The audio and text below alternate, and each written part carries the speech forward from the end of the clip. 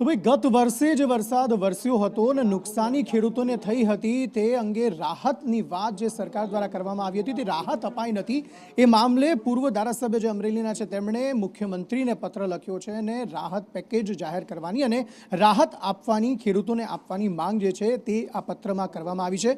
કૃષિ રાહત પેકેજ જાહેર કરવા પ્રતાપ દુધાતે મુખ્યમંત્રીને પત્ર લખ્યો છે અને વિવિધ માંગણીઓ જે છે તે આ પત્ર દ્વારા તેમના દ્વારા કરવામાં આવી છે।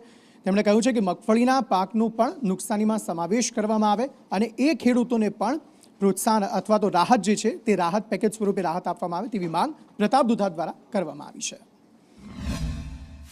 આ વિસ્તારની અંદર ફક્ત કપાસનું વાવેતર નહીં પણ અન્ય પણ પાકોના વાવેતર હતા। તલ, સિંગ, કઠોળ અને બધા જ એરડાથી લઈને વાવેતરોને નુકસાન થયું હતું।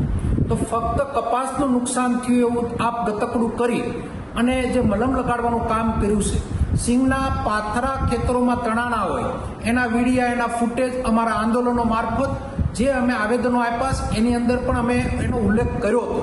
તો આવનાર દિવસોમાં સિંગ અને અન્ય પાકોના વાવેતરને પણ તમારે વળતર આપવું જોઈએ।